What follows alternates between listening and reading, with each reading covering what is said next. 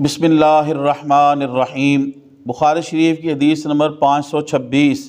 حضرت ابن مسعود رضی اللہ تعالیٰ عنہ بیان کرتے ہیں کہ ایک شخص نے ایک عورت کا بوسہ لے لیا، پھر اس نے نبی صلی اللہ علیہ وسلم کی خدمت میں حاضر ہو کر اس کی خبر دی، تب اللہ تبارک و تعالیٰ نے یہ آیت نازل کی، وَأَقِمِ الصَّلَاةَ طَرَفَيِ النَّهَارِ وَزُلَفًا مِّنَ اللَّيْلِ إِنَّ الْحَسَنَاتِ يُذْهِبْنَ السَّيِّئَاتِ، جس کا مفہوم سماعت فرمائیں۔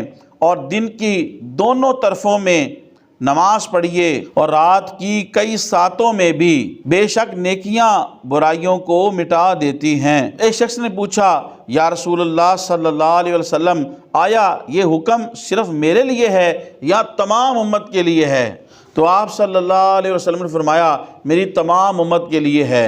خواتین و حضرات، اس حدیث پاک کا عنوان حضرت امام بخاری رحمۃ اللہ علیہ نے قائم کیا کہ نماز کفارہ ہے، اور اس حدیث کے اندر بیان کیا کہ ایک شخص نے بتقاضۂ بشریت، بتقاضۂ انسانیت ایک خاتون کا انہوں نے بوسہ لیا، تو انہیں غلطی کا احساس ہوا، حضور کی بارگاہ میں حاضر ہوئے، تو اللہ تبارک و تعالیٰ نے قرآن مجید کی آیت اتاری، یعنی دن کی دونوں طرفوں میں، دونوں کرانوں میں نماز پڑھو، اور دونوں طرفوں سے مراد فجر اور عشاء کی نماز ہے، بعد نے کہا فجر اور عصر کی نماز ہے، اور کئی ساعتوں میں نماز پڑھنے سے مراد یہ ہے کہ مغرب اور عشاء کی نماز۔